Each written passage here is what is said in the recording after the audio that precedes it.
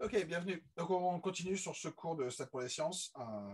Et donc, je vais parler un petit peu de tests d'hypothèse. Donc, encore une fois, on commençait un peu à l'entrevoir dans le chapitre précédent, où je parlais plusieurs fois d'intervalle de confiance, du fait qu'on voulait comparer les choses. Là, on va le faire un peu proprement et on va introduire toute une terminologie autour des tests, donc ce qu'on va appeler les tests d'hypothèse.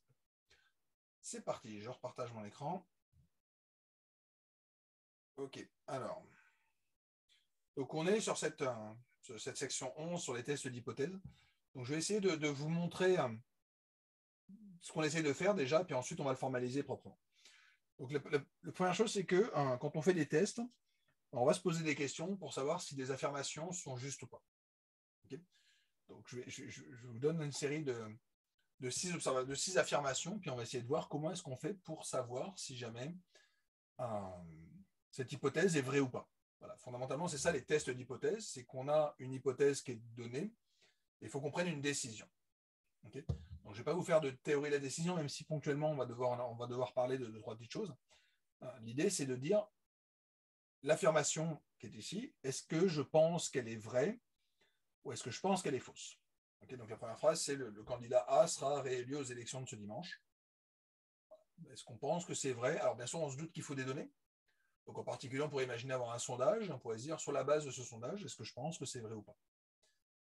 On va exclure le fait de je ne sais pas. Okay, on est obligé de trancher. Euh, Donc on imagine qu'on a un certain degré de confiance, en tout cas, quelque chose comme ça. Euh, Deuxième affirmation, les hommes aiment autant regarder le hockey à la télévision que les hommes. Là aussi, on pourrait imaginer qu'on a fait deux sondages. On a demandé aux hommes, on a demandé aux femmes, et puis on compare des proportions. Autre affirmation, un médicament est aussi efficace qu'un autre pour soigner des migraines. Donc là aussi, on pourrait faire un. Donc là, on voit apparaître des tests, on voit apparaître des notions de comparaison. Okay. Autant le premier, on voit apparaître des choses qui nous font penser aux proportions. Okay, est-ce que la proportion de voter pour A dépasse la proportion de voter pour B, mais comme la somme des deux est égale à 1, dans ces cas-là, c'est juste est-ce que la proportion de A dépasse un demi? Okay. Est-ce que les femmes aiment autant regarder le hockey à la télévision que les hommes? On est sur un double échantillon, on a des hommes et des femmes. Pareil pour le médicament A et B, c'est un peu le même genre de choses. Est-ce qu'il est aussi efficace? Okay. Euh, on a une affirmation sur la peur en avion. 80% des gens qui prennent l'avion ont peur. Okay. Donc là aussi, on pourrait faire un sondage, demander aux gens. Alors, on a une information qui est un peu différente ici, qui est au moins 80% des gens qui prennent l'avion ont peur. Donc il va falloir peut-être qu'on essaie de distinguer entre ces deux cas, okay, ce qui n'est pas forcément trivial, mais on va devoir le faire. Et une question sur ce qu'on appelle des problèmes de quantile. Une digue de 2 mètres protège contre les crues centenaires. Donc ce qu'on appelle les crues centenaires, c'est des crues qui surviennent avec une chance sur 100. Ce genre de choses. Okay. Donc, comment est-ce qu'on va faire formellement? Donc, supposons que je vais savoir si A va être élu, on va interroger N personnes. Okay. Je vais introduire des variables Bernoulli, okay, puisque je m'intéresse au fait qu'on vote pour A ou pas. Okay. Donc, classiquement, je vais m'intéresser, comme on s'intéresse à A, je vais m'intéresser à la probabilité de voter pour A. Okay. Donc, ça va être une note Bernoulli de paramètre P, et je vais tout simplement me poser la question, est-ce que P dépasse 50%? Voilà. Donc, c'est relativement simple. Donc, on a vu qu'on avait un intervalle de confiance. Et on a envie de dire, oui, c'est ce que je raconte. On peut croire que A sera élu si P est grand. Bon. Ou disons plus grand que quelque chose. En tout cas, il y a un moment où si jamais j'essaie de le schématiser, pour faire simple, euh, si jamais A est par ici, je dirais non, j'y crois pas trop. Ici, j'y crois. Okay, si jamais, j'ai pas dit à combien on était, mais disons qu'ici, on est à 60. Supposons qu'on ait quand même interrogé un millier de personnes, peut-être. Okay, donc, supposons qu'on soit relativement petit, relativement grand. Je pense que j'ai pas trop de doutes. Si jamais on est en dessous de 40% avec 1000 personnes interrogées, j'ai envie de dire qu'il y a quand même pas mal de chances pour qu'il ne soit pas élu. Okay. Alors on pourrait se dire, je pourrais construire un intervalle de confiance par exemple. On avait vu les intervalles de confiance, donc supposons effectivement que ma probabilité soit par ici. Dans ces cas-là, on avait vu qu'avec une centaine de personnes, on avait un intervalle de confiance à plus ou moins 4 points. Donc on aurait un intervalle de confiance qui serait là. On voit effectivement 50% est relativement loin. Désolé. 50% est relativement loin. Donc en fait, comme mon intervalle de confiance est autour de cette valeur à peu près à 65%, dans ces cas-là, je vais plutôt accepter le fait, je vais plutôt me dire qu'effectivement, je peux faire confiance. Là, on se doute que c'est plus compliqué, c'est quand on est par ici, quoi. Si jamais je suis sur 52, j'aurais envie de dire, ouais, il peut peut-être gagner, mais je ne suis pas certain. Okay, donc, il va falloir qu'on explicite ça un petit peu. Les hommes et les femmes devant le hockey. Donc, facile, on a 2 échantillons. Okay, donc, on revient sur les tests qu'on avait vus un petit peu, les tests avec 2 proportions. Okay, les intervalles de confiance avec 2 proportions. J'ai des femmes, j'ai des hommes, j'ai mes X qui sont les femmes, Y qui sont les hommes, et j'ai de l'autre Bernoulli, et je me demande, est-ce qu'il y a plus de femmes qui aiment, est-ce que les femmes aiment autant regarder le hockey à la télévision que les hommes? Ça veut dire que PX est plus grand que PY. Donc c'est ça qu'on a envie de regarder. Et donc naturellement, on a envie de se dire, je vais comparer PX chapeau et PY chapeau, et me dire, si jamais PX chapeau moins PY chapeau est grand, et on retombe sur la même subtilité que tout à l'heure, ça veut dire quoi grand? On ne sait pas trop. Mais si jamais c'est assez grand, dans ces cas-là, on a envie de dire, oui, il n'y a pas de souci. Je peux affirmer que les femmes aiment autant le hockey que les hommes. Si jamais on est proche de 0, on aura peut-être un peu plus de doute. Même chose sur le médicament, c'est exactement le même problème. J'ai des personnes dans le groupe A, des personnes dans le groupe B. On aura une efficacité au moins équivalente si jamais la probabilité d'être soigné, d'être guéri, elle est plus grande. Et donc là encore, on fait la même chose. 80% des gens ont peur de monter dans l'avion. Ou qui montent dans l'avion ont peur. Alors, là, on a envie de se dire, je vais encore utiliser un échantillon. Donc j'ai des observations. J'ai obtenu N personnes qui ont répondu à un questionnaire. Si jamais on est aux alentours de 80%, on a envie de se dire, OK, ça marche. Alors je ne sais pas trop ce que ça veut dire au voisinage de 80%, mais disons qu'on a envie de se dire qu'effectivement, si jamais on est proche de 80%, dans ces cas-là, on pourrait accepter cette hypothèse-là. Et que si jamais on est petit ou on est grand, dans ces cas-là, on pourrait rejeter. Okay, donc on voit apparaître donc c'est ce que je raconte ici, il faudrait être proche de 80% pour accepter cette hypothèse-là. Par contre, en fait, ce qu'on est surtout en train de dire, c'est que si jamais la différence entre P chapeau et 80 est grande, dans ces cas-là, on aurait plutôt envie de dire que non, c'est faux. Okay, mais là encore, ça veut dire quoi grand? Okay, donc il va falloir qu'on regarde un tout petit peu. Et on voit apparaître les histoires d'intervalle de confiance, c'est de se dire, si jamais j'ai interrogé 10 personnes ou 1 million de personnes, je n'ai pas la même confiance. Okay, donc on va retrouver sûrement des choses qui sont très liées à ce qu'on faisait avec les intervalles de confiance. Au moins 80% des gens qui prennent l'avion ont peur. Alors là, c'est un tout petit peu différent dans le sens où j'avais ce 80%. Et ce qu'on a envie de dire, c'est qu'on croit cette histoire-là si jamais on est peut-être par ici. Donc tout à l'heure, on se focalisait sur la région qui était autour de 80. Là, on a envie de dire, OK, si jamais on est à 80%, 90%, 95%, c'est pareil. Okay, donc c'est un petit peu lié à la forme de l'hypothèse qu'on est en train de faire. Okay, mais il va falloir qu'on formalise un petit peu de ces choses. Et pareil pour mes histoires de crues, donc on a envie de se dire, j'ai observé des niveaux de dépassement de fleuve, ok, et je vais regarder tous les ans, par exemple, la valeur maximale d'un fleuve, et je vais tout simplement me dire, je regarde si jamais il y a la proportion de dépassement, puis je vais me dire, dans ces cas-là, ma crue, donc je regarde la fonction de répartition associée au niveau du fleuve, et donc je vais regarder la probabilité de dépasser 2 mètres, et donc on va se demander, est-ce que cette probabilité de dépasser 2 mètres, elle est plus grande que 99%. Ok, donc c'est ce genre de choses qu'on va essayer de faire. Donc on va affirmer quelque chose, ou trouver une affirmation, et se demander si jamais les données permettent de valider ou pas cette hypothèse qu'on va faire. Alors, si jamais j'essaie de formaliser ça un tout petit peu, donc par exemple, prenons cette affirmation-là, 80% des gens qui prennent l'avion ont peur. Donc ça, c'est ce qu'on va appeler l'hypothèse qu'on essaie de tester, c'est ce qu'on appelle l'hypothèse H0, l'hypothèse nulle. Okay, on va toujours appeler ça H0. Donc H0 sera l'hypothèse qu'on essaie de tester. Donc vous affirmez quelque chose, c'est une hypothèse. La difficulté, c'est de savoir ce que ça veut dire qu'elle n'est pas vérifiée. Est-ce que ça veut dire qu'il n'y a pas 80% des gens qui prennent l'avion qui ont peur? Est-ce que ça veut dire que 80% des gens qui prennent l'avion n'ont pas peur? Est-ce que c'est une valeur spécifique? Est-ce que c'est pas 70%, c'est pas 80%, mais 75%? Voilà. Est-ce que c'est moins que 80%? Okay, voilà. Donc il y a besoin d'en dire un tout petit peu plus sur cette hypothèse en particulier. Qu'est-ce que ça veut dire qu'elle n'est pas vraie? Okay, donc j'ai juste besoin d'expliciter ce que veut dire pas vrai. Alors, on le verra quand on définit un modèle, enfin, plutôt une question de manière un peu paramétrique. En fait, la question, c'est est-ce que je suppose que ça c'est vrai versus le complémentaire? Okay, donc je reviens avec ma théorie des ensembles. Ici, c'est l'hypothèse que j'essaie de tester. Est-ce que je m'intéresse à tous les autres cas? Donc si jamais cette hypothèse n'est pas vraie, est-ce que dans ces cas-là, je suis dans l'hypothèse alternative? Ce qu'on va noter, l'hypothèse alternative, c'est l'autre. Ce qui se passe si jamais je décide de ne pas accepter mon hypothèse H0. Okay, mais je pourrais très bien imaginer qu'en fait, j'ai deux valeurs, par exemple. Et voilà, par exemple, j'ai une durée vie d'ampoule. La question, c'est est-ce qu'elle dure 1000 heures, comme indiqué sur la boîte, ou est-ce que qu'est-ce que ça veut dire si jamais c'est faux? Est-ce que ça veut dire qu'elle ne dure pas 1000 heures? Est-ce que ça veut dire qu'elle dure 500 heures? Est-ce que ça veut dire qu'elle dure plus que 1000 heures? Si jamais elle dure plus que 1000 heures, en fait, je m'en fous.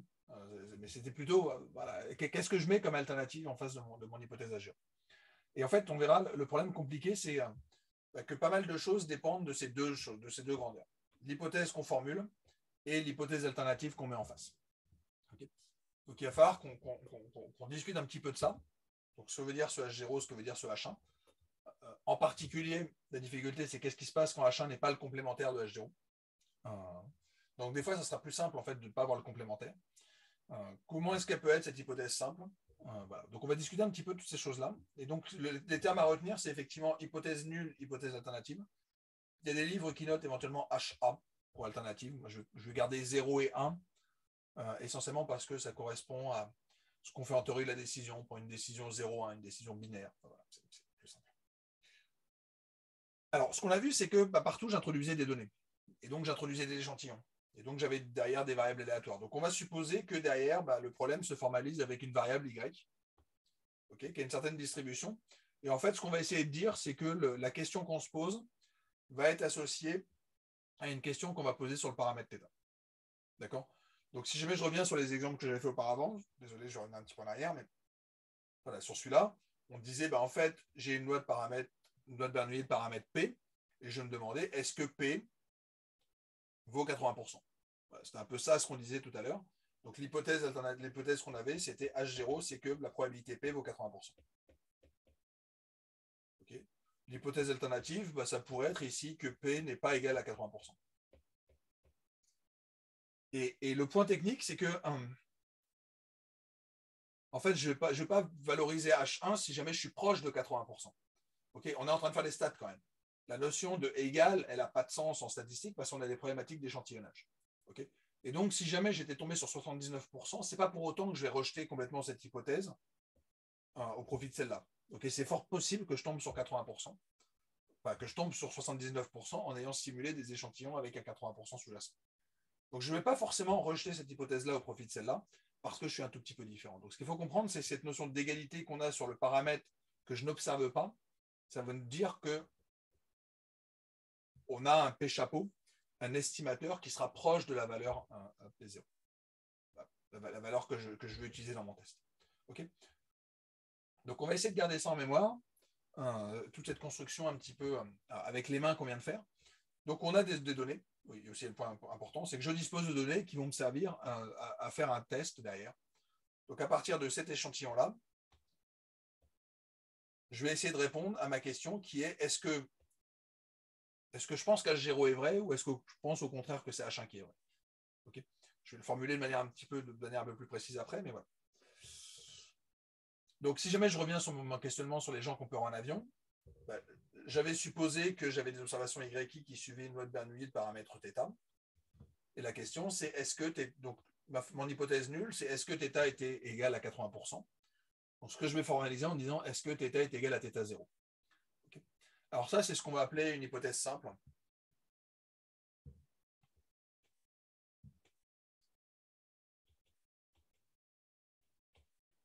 Hypothèse simple, ça voudra dire en fait qu'on a on teste si jamais ça vaut précisément une valeur. Okay, ça peut paraître un petit peu stupide, mais en fait, il y a beaucoup de cas pour lesquels on se ramène à ça. Est-ce que la pièce, elle est truquée? Donc, ça veut dire que la probabilité de tomber sur pile, elle vaut 50%. Est-ce que le candidat A, il va gagner? Donc, ça veut dire qu'on se positionne là encore à 50%. Est-ce qu'une corrélation vaut 0?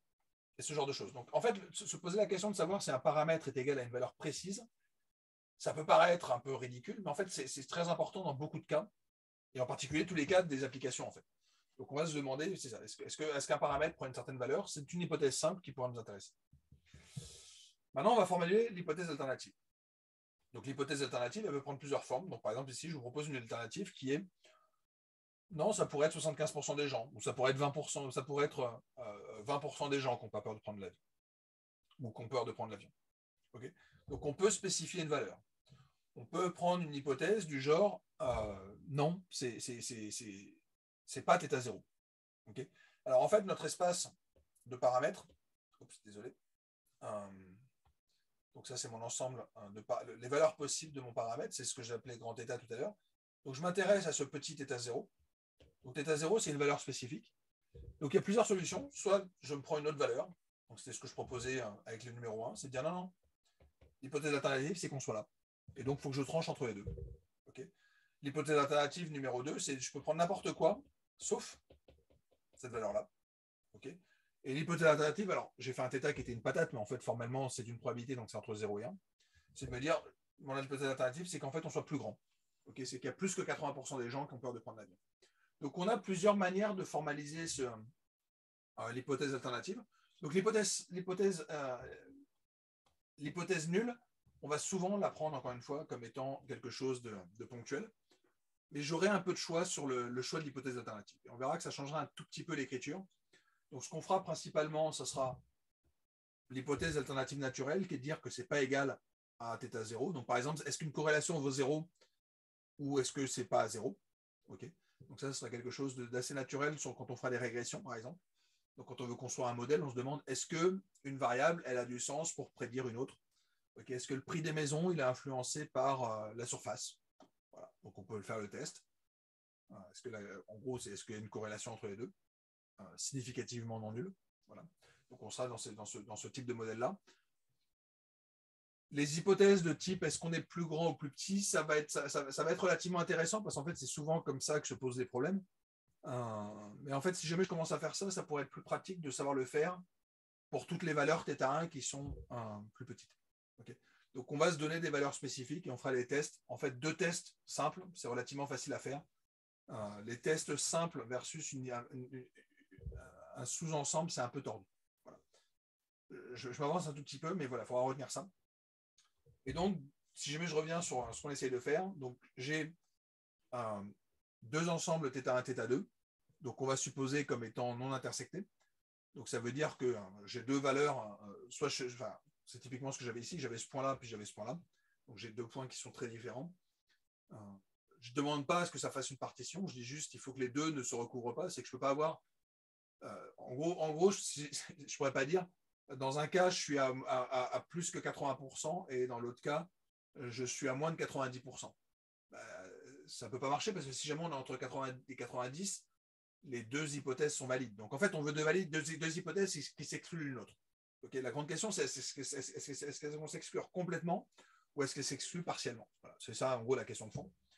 Et donc, on va formuler notre problème en disant, mon hypothèse nulle, c'est que mon θ prenne un certain nombre de valeurs θ 0, ou alors, au contraire, que ça prenne des valeurs θ1.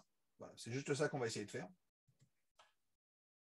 au niveau formel. Alors, je vais vous raconter une petite histoire. J'ai pris ça dans le livre de Gilbert Saporta de probabilité, statistique, test, toutes ces choses-là, tout le cours est en fait dans ce livre, où il raconte des données. Donc, c'est des données qui avaient été observées, donc des niveaux de pluie dans la Beauce. Et donc, on a par année, en millimètres, des niveaux de pluie. Voilà. Et l'hypothèse qu'on nous dit, c'est que les YI suivent des lois normales. Donc, la quantité de pluie, les YI sont tirés de variables aléatoires grand YI qui suivent une loi normale, 600 et 100 à la 2. Voilà. Donc, ça, c'est ce qu'on suppose comme étant vrai dans nos données. Et on ne va pas remettre ça en question. Okay. Là où on va remettre les choses en question, c'est qu'on va observer des données, et en particulier, on va avoir des gens qui s'appellent des faiseurs de pluie, qui disent on va faire de la magie, et en fait, dans la région, il va y avoir plus d'eau qui va tomber. Okay. Donc les gens disent ok, on va faire un test. Donc on va vous demander pendant 9 années de faire marcher votre machine à faire de la pluie, et on va voir si jamais, effectivement, on a plus de pluviométrie qui a été observée. Donc eux, ce qu'ils disent, et c'est ça notre affirmation, je vais la surligner, l'affirmation, elle est là, les faiseurs de pluie prétendent pouvoir augmenter la pluviométrie de l'ordre de 50 mm par an. Donc ce qu'ils sont en train de dire, c'est que, si jamais je résume un tout petit peu, c'est que tout d'un coup, l'hypothèse H0, c'est que tout d'un coup, grâce à leur machine, les Y vont suivre une loi normale qui sera non plus de 600, mais de 600 plus 50. Donc on peut augmenter de 50 mm d'eau par an et on va supposer que la variance reste identique. Okay, donc en fait, ça revient à faire un test sur la moyenne. Donc on se demande, est-ce que la moyenne, elle vaut 650? Okay, donc est-ce qu'ils ont raison ou est-ce que c'est des charlatans? Si jamais c'est des charlatans, dans ces cas-là, on est sur 600. D'accord? Donc si jamais je résume ça tout simplement, donc j'ai des données, premièrement. Ça, c'est le point important, c'est que comme on fait des statistiques, il nous faut des données. Donc, on a observé 10 années d'observation, pardon, 9 années d'observation, et on se pose deux questions. Est-ce que c'est des charlatans? C'est mon hypothèse de base. Okay, ou alors, au contraire, ils ont raison. Et est-ce qu'un mu est égal à 650? D'accord? Donc, c'est vraiment ça la formalisation du problème. J'ai des données, et je me demande tout simplement, est-ce que leur machine a un effet? C'est-à-dire que tout d'un coup, je récupère plus 50 sur la moyenne. Okay, est-ce que ce plus 50, il est significatif? Est-ce qu'il a du sens? Et on va faire ça à partir des données qu'on a pu observer pour les 9 années pendant lesquelles ils ont prétendu avoir fait marcher leur machine. Voilà. Donc le problème, il est posé. C'est ce qu'on va appeler un test sur la moyenne. Okay, j'ai des données, j'ai 9 observations. Est-ce que je peux en déduire que... est-ce que je peux plutôt trancher entre la moyenne vaut 600 et la moyenne vaut 650? Alors, d'un point de vue logique, la manière dont on va toujours procéder, c'est la chose suivante. On va se dire, OK, plaçons-nous sous le fait que l'hypothèse d'H0 était vraie. Donc ça va être le point de départ de toutes les réflexions qu'on aura sur les tests. Qu'est-ce qui se passerait si jamais l'hypothèse H0 était vraie? Je vous rappelle, H0, c'était la moyenne vaut 600. Dans ces cas-là, on peut utiliser le fait, donc ça veut juste dire que les YI suivent une loi normale 600 et 100 à la 2. Dans ces cas-là, et c'est l'intérêt d'utiliser plusieurs données, donc c'est le principe de la stat, c'est de dire on a plus d'informations en utilisant les 9 années qu'en utilisant une seule. Okay, donc on va s'intéresser à cette moyenne, qui est la somme sur les 9 années des niveaux de pluie qu'on a obtenus. Donc si jamais H0 était vrai, cette moyenne devrait suivre une loi normale qui est centrée sur 600. Ça vient de mon hypothèse H0, parce qu'H0 est vrai. Et ma variance, elle est donnée par ça. J'en utilise le fait que la variance de Y bar, c'est sigma 2 sur N. Okay, donc c'est 100 à la 2 divisé par N, par 9.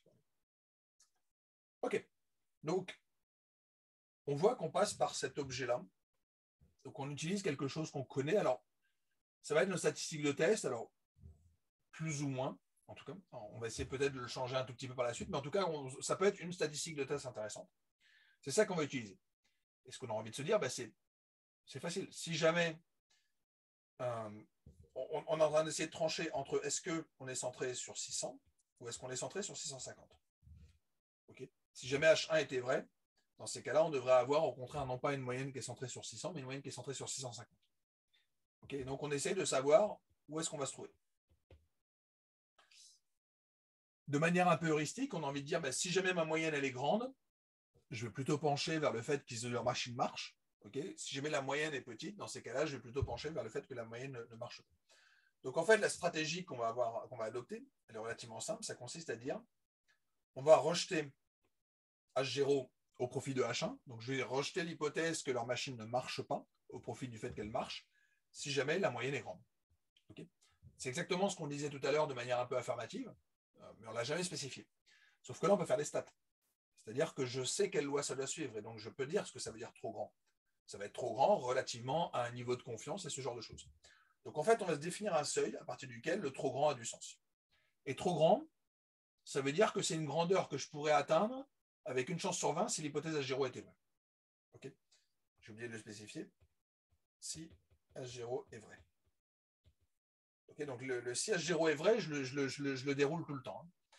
Donc ce qu'on va se demander, c'est OK, c'est quoi le. Donc ce qu'on est en train de dire, c'est qu'il y a mon 600, il y a mon 650, et j'ai probablement une valeur K qui se trouve quelque part par ici. Ce que je vais dire, c'est que si jamais je dépasse K, dans ces cas-là, je vais rejeter H0. Okay, on va avoir tendance à rejeter H0 au profit de H1 si Y bar est trop grand. D'accord, donc je vais regarder où se trouve ma moyenne, observer sur les 9 années, et je vais dire, si jamais je suis grand, je vais plutôt pencher vers le fait que leur machine marche. Si elle est trop petite, je vais pencher vers le fait qu'elle ne marche pas. Donc on va se dire, c'est quoi la valeur que je peux atteindre si jamais H0 est vrai, c'est-à-dire si Y bar suit une loi normale 600, 109, que je vais dépasser avec une chance sur 20. D'accord, donc on veut se donner un niveau de confiance en disant, OK, C'est exactement comme pour les intervalles de confiance, en fait. Je veux trouver un intervalle dans lequel je vais me trouver. Et là, on est sur un intervalle de confiance unilatéral. Donc, je veux construire un intervalle de la forme moins l'infini B, tel que je me retrouve dans cet intervalle-là avec une probabilité de 95%. Et donc, c'est exactement ça qu'on va essayer de faire. On va essayer de construire cette région-là. Et donc, on aura notre déduction. Une fois qu'on a fixé ce seuil, donc, on voit arriver ce seuil K, et tout va se positionner par rapport à ce seuil K. Si jamais X bar est grand, dans le sens où il dépasse K, dans ces cas-là, on va rejeter H0 et on retiendra H1, c'est-à-dire que la machine marche. Okay, et point important, c'est que le choix du seuil, quand je vous ai dit on va le retenir avec une chance sur 20, la petite phrase qui était ici, une chance sur 20, ça veut dire qu'il y a quand même 5% de chance de tromper, alors que en fait, leur machine, en fait, elle ne marche pas. Okay, donc, on va choisir un seuil dont on va se donner une probabilité d'erreur, en fait. Alors, quelle est la probabilité de se tromper? On va la fixer comme étant à 5%. Donc ça, c'est ce qu'on va appeler l'erreur de première espèce. C'est que je peux me tromper en décidant de retenir l'hypothèse H1 qui est qu'en fait leur machine marche alors qu'en réalité elle ne marche pas. Okay, et c'est un point important qu'il faut bien retenir, c'est le fait que quand on va construire un test, on peut forcément se tromper. C'est-à-dire qu'ils peuvent avoir eu de la chance. Okay, et donc potentiellement, c'est possible effectivement que j'avais eu du H0, mon hypothèse H0 était vraie, mais que j'ai obtenu des points un petit peu grands. De la même manière, quand on faisait nos intervalles de confiance, même si jamais je construis mes intervalles de confiance à 95%, bah, une fois sur 20, la vraie valeur n'était pas dedans. Okay, c'est exactement la même histoire qui se trouve ici. C'est possible de se tromper.